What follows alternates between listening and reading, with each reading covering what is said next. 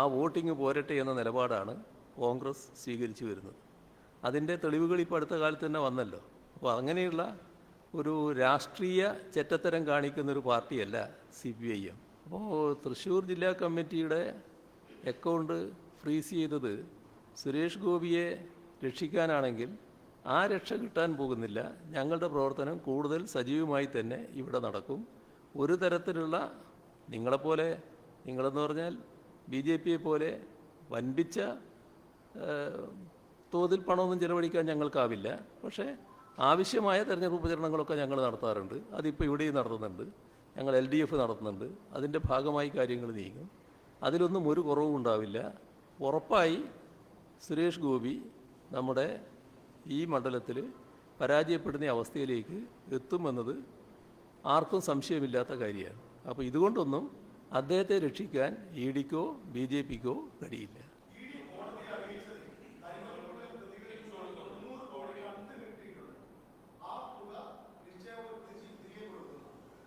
അല്ല, ഇതൊക്കെ നിയമപരമായിട്ട് നടക്കേണ്ട കാര്യങ്ങളല്ലേ. നിയമപരമായി നടക്കേണ്ട കാര്യങ്ങൾ നിയമപരമായി പരിശോധിക്കട്ടെ. അതിനൊരു വാദവും പ്രതിവാദവും വേണ്ടതില്ലല്ലോ. നമ്മൾ പറയുന്നത് ഇവിടെ സാധാരണഗതിയിൽ നിക്ഷേപകർ സഹകരണ മേഖലയുടെ വിശ്വാസ്യതയുടെ ഭാഗമായിട്ടാണ് സഹകരണ മേഖലയിൽ നിക്ഷേപിക്കുന്നത്, ഏത് സഹകരണ സ്ഥാപനത്തിലായാലും. അപ്പോൾ ആ നിക്ഷേപകരുടെ നിക്ഷേപത്തിന് കോട്ടം തട്ടാൻ പാടില്ല. ആ നിക്ഷേപം തിരികെ ലഭിക്കുമെന്നത് ഉറപ്പാണ്. ഇതാണ് സംസ്ഥാന സർക്കാരിന് പറയാനുള്ളത്.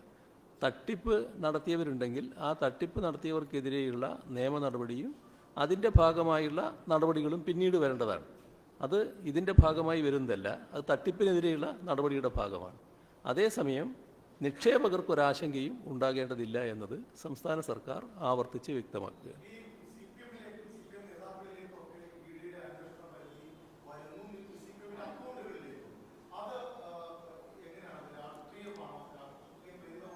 CPMൻ്റെ അക്കൗണ്ട് മരവിപ്പിച്ചാൽ ഇവിടെ സുരേഷ് ഗോപിക്ക് വല്ല രക്ഷയും കിട്ടുമെന്നുള്ളൊരു ആലോചന സ്വാഭാവികമായിട്ട് BJPക്ക് ഉണ്ടാകാം. അതിൽ കേരളത്തിലെ പൊതുവായ അവസ്ഥയെടുത്താൽ LDFൽ CPM ആണല്ലോ ഏറ്റവും പ്രധാനപ്പെട്ടൊരു ഘടകം. തൃശ്ശൂരിലും അത് തന്നെയാണെന്ന് എല്ലാവർക്കും അറിയാം. അപ്പം ഞങ്ങളുടെ തെരഞ്ഞെടുപ്പ് പ്രവർത്തനം നടത്തുന്നത് ഞങ്ങളുടെ കയ്യിൽ കെട്ടിവെച്ച കാശിൻ്റെ ഉറപ്പിൽ മാത്രമല്ല. ഞങ്ങളുടെ കയ്യിൽ കുറച്ച് കാശ് എല്ലാ കാലത്തും ഉണ്ടാകാറുണ്ട്. അത് രഹസ്യമല്ല. അത് ഇന്ത്യ ഗവൺമെൻറ്റിന് കൊടുക്കുന്ന കണക്കിലും ഞങ്ങൾ വ്യക്തമാക്കുന്ന കാര്യമാണ്. ആ പണം ഞങ്ങൾ ചിലപ്പോൾ തിരഞ്ഞെടുപ്പിൽ ചിലവഴിക്കാറുമുണ്ട് ഒരു ഭാഗം.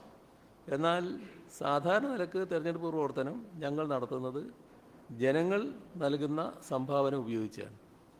ആ വശം തടയാൻ ഒരു കൂട്ടർക്കും കഴിയില്ല. അപ്പോൾ തൃശ്ശൂർ ജില്ലാ കമ്മിറ്റിയുടെ അക്കൗണ്ട് ഫ്രീസ് ചെയ്തത് സുരേഷ് ഗോപിയെ രക്ഷിക്കാനാണെങ്കിൽ ആ രക്ഷ കിട്ടാൻ പോകുന്നില്ല. ഞങ്ങളുടെ പ്രവർത്തനം കൂടുതൽ സജീവമായി തന്നെ ഇവിടെ നടക്കും. ഒരു തരത്തിലുള്ള നിങ്ങളെന്ന് പറഞ്ഞാൽ BJP പോലെ വൻപിച്ച തോതിൽ പണമൊന്നും ചിലവഴിക്കാൻ ഞങ്ങൾക്കാവില്ല. പക്ഷേ ആവശ്യമായ തെരഞ്ഞെടുപ്പ് പ്രചരണങ്ങളൊക്കെ ഞങ്ങൾ നടത്താറുണ്ട്. അതിപ്പോൾ ഇവിടെയും നടത്തുന്നുണ്ട്.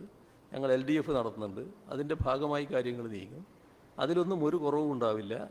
ഉറപ്പായി സുരേഷ് ഗോപി നമ്മുടെ ഈ മണ്ഡലത്തിൽ പരാജയപ്പെടുന്ന അവസ്ഥയിലേക്ക് എത്തുമെന്നത് ആർക്കും സംശയമില്ലാത്ത കാര്യമാണ്. അപ്പോൾ ഇതുകൊണ്ടൊന്നും അദ്ദേഹത്തെ രക്ഷിക്കാൻ EDക്കോ BJPക്കോ കഴിയില്ല.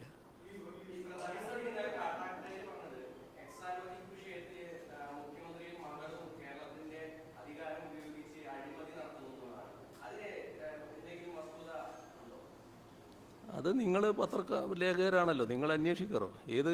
ഏതാണ് അവർ കണ്ടെത്തിയിട്ടുള്ളത്? ഒരു കമ്പനി മറ്റൊരു കമ്പനിക്ക് നൽകിയ സേവനത്തിൻ്റെ ഭാഗമായി അവരിൽ നിന്നുണ്ടാക്കിയ ഫീസ് അത് രഹസ്യമല്ലല്ലോ.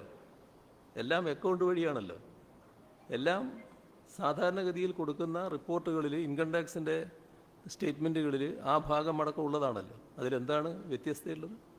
അത്തരം ഒരു കാര്യം പോലും കേസിന് ഉപയോഗിക്കാമെന്നത് നമ്മുടെ രാജ്യത്ത് ഒരു പുതിയ കീഴ്വഴക്കമായി വരുന്നു. അത്രയേ ഉള്ളൂ. അത് പിന്നെ എന്തുകൊണ്ടാണെന്ന് എല്ലാവർക്കും അറിയാം. അതങ്ങ് നടക്കട്ടെ. അതിനെപ്പറ്റി കൂടുതലൊന്നും പറയാനില്ല.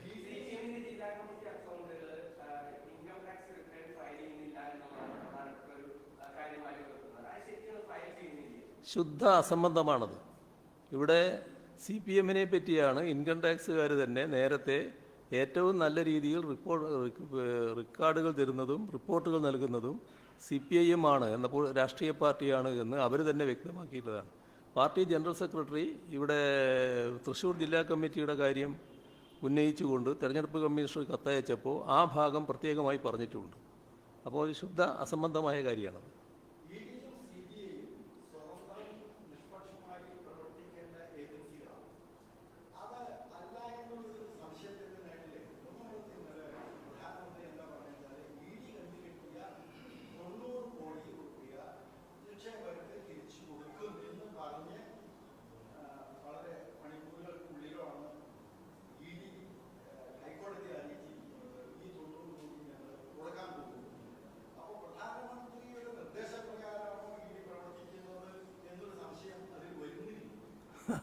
ഇതിൽ വലിയ സംശയത്തിനിടയില്ലാത്തൊരു കാര്യമാണല്ലോ അത്. നമ്മുടെ രാജ്യത്ത് ED നടത്തുന്ന പ്രവർത്തനങ്ങൾ, CBI നടത്തുന്ന പ്രവർത്തനങ്ങൾ, ഇപ്പോൾ സാമ്പത്തിക കുറ്റാന്വേഷണ വിഭാഗം നടന്ന പ്രവർത്തനങ്ങൾ, ഇപ്പോഴടുത്ത കാലത്താണെങ്കിൽ ഇൻകം ടാക്സ് നടന്ന പ്രവർത്തനങ്ങൾ എല്ലാം ഒരു പ്രത്യേക ഉദ്ദേശത്തോടെ രാജ്യത്ത് കാര്യങ്ങൾ നീക്കുകയാണ് എന്നത് നമ്മുടെ അനുഭവത്തിലുള്ളതാണല്ലോ.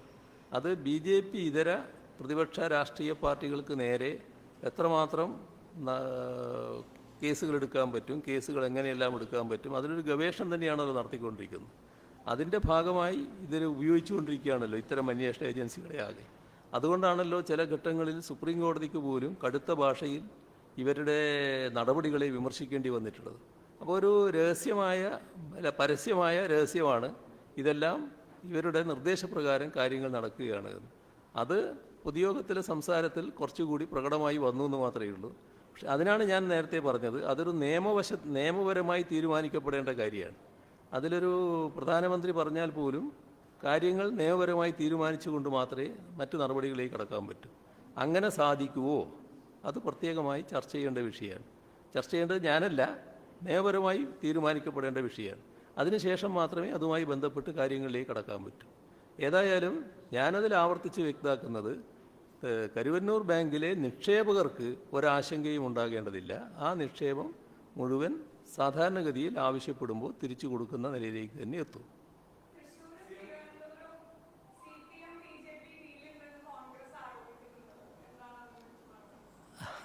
അത് കോൺഗ്രസിൻ്റെ ഒരു മോഹമാണ്. കോൺഗ്രസിൻ്റെ കളരിയിലല്ലല്ലോ ഞങ്ങൾ പഠിച്ചത്.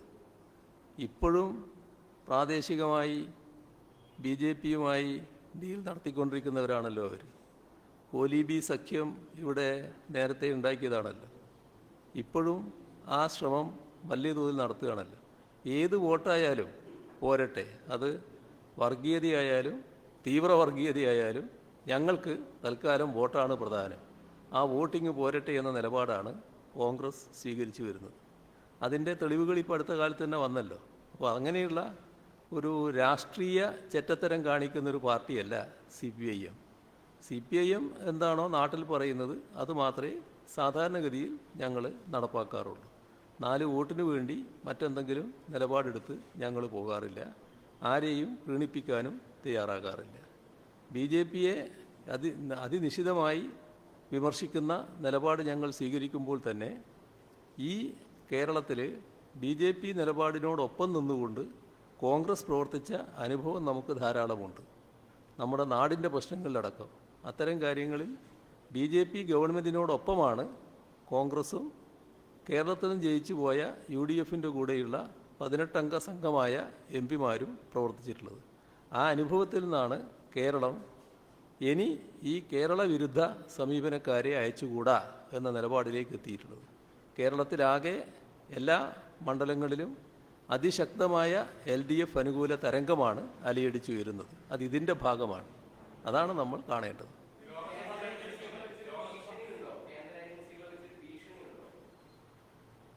എങ്ങനെ? ആർക്കെതിരെ ഭീഷണിയുണ്ടോ? അല്ല, അവരെന്താ കാണിക്കുന്നുള്ളത് നിങ്ങളെല്ലാവരും കണ്ടുകൊണ്ടിരിക്കുകയല്ലേ. അതൊന്നൊരു പ്രധാന പ്രശ്നമായിട്ട് നമ്മൾ കാണുന്നില്ലേ? നമ്മുടെ രാജ്യത്താകെ കേന്ദ്ര അന്വേഷണ ഏജൻസികൾ, ഈ പറഞ്ഞ എല്ലാ ഏജൻസികളും വേട്ടയാടൽ നടത്തിക്കൊണ്ടിരിക്കുകയല്ലേ. അതെന്താണ് നമ്മൾ കാണാതിരിക്കുന്നത്? അത് ഗൗരവമായ വിഷയം തന്നെയല്ലേ രാജ്യത്ത്.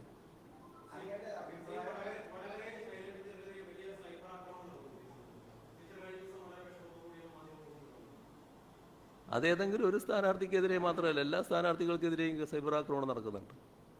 അത് ഈ കോൺഗ്രസിൻ്റെ ഒരു പ്രത്യേക രീതിയായിട്ട് ഇപ്പോൾ മാറിയിരിക്കുകയാണ്. അതിൻ്റെ ഭാഗമായിട്ട് കൂടിയാണ് വരുന്നത്.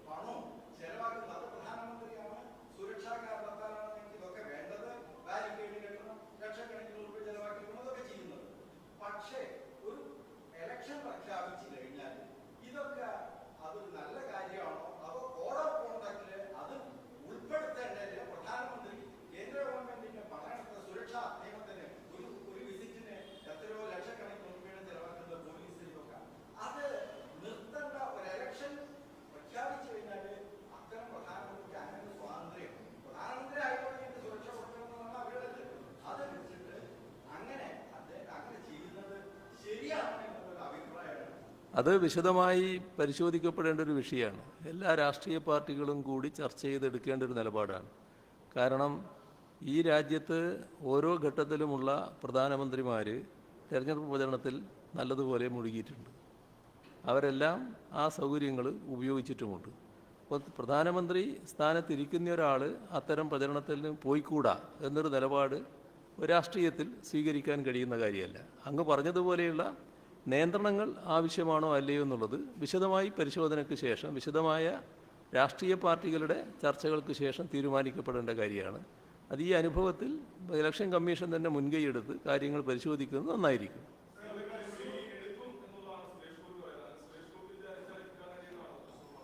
ഏത്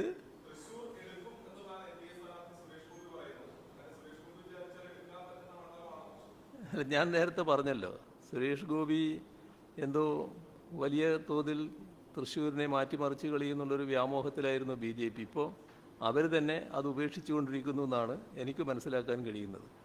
ഏതായാലും അദ്ദേഹത്തിൻ്റെ ഗ്രാഫ് ദിനംതോറും കുറഞ്ഞു വരികയാണ്. അപ്പോൾ നല്ല രീതിയിൽ ഒരു പരാജയ അവസ്ഥയിൽ എത്തി നിൽക്കുന്നു എന്നുള്ളതാണ് ഇപ്പോഴത്തെ അവസ്ഥ.